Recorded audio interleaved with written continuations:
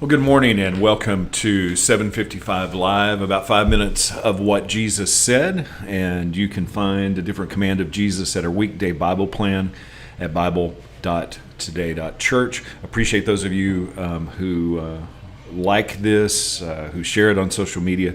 It really means a lot to me, and it helps us get the word out about Jesus. These 5-minute segments are soundbite versions of the commands of Jesus so that we can do what he said, which is to go make disciples by teaching them all the things that I have commanded you. Today's Jesus said is make heavenly deposits.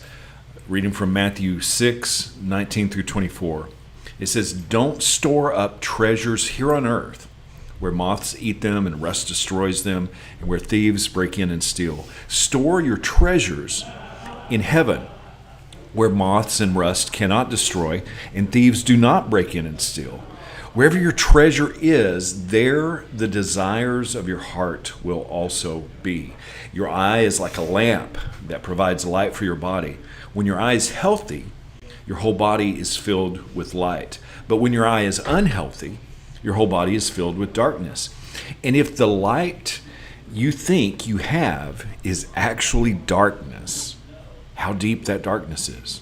No one can serve two masters, for you will hate one and love the other. You will be devoted to one and despise the other. You cannot serve God and be enslaved to money." Now, right before this, Jesus was teaching about heart issues and talking about prayer and fasting. And right after this, he teaches that worry, too, is a heart issue. But here he talks about where our treasure is, our heart will be too. And Jesus said, make heavenly deposits. Put your heart into where life's treasure really is, in eternity, not in things temporary. I'm not sure where I got this quote, but someone said, don't make a permanent decision based on temporary emotions. That's a great perspective, but Jesus gives an even better one. You can't love God and love temporary stuff. Your heart will be in one place or the other. You can't serve God and be a slave to money or things of the world. Yet we often spend more time, energy, worry, and emotion on temporary stuff that makes no heavenly difference. What we store up here on earth in finances, business, relationships, it's only temporary unless our heart is right.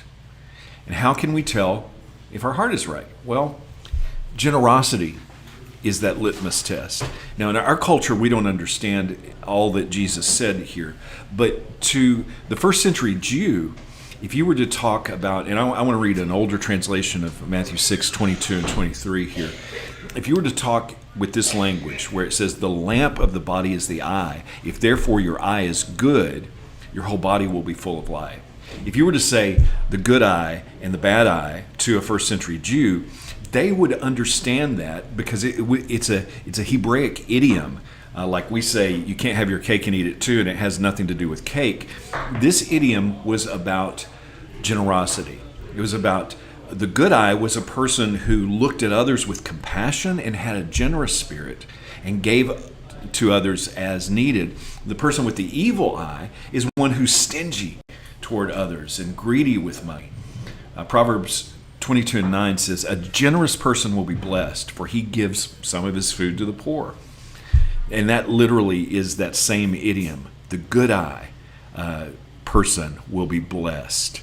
Heavenly deposits are all about generosity, which starts from the heart.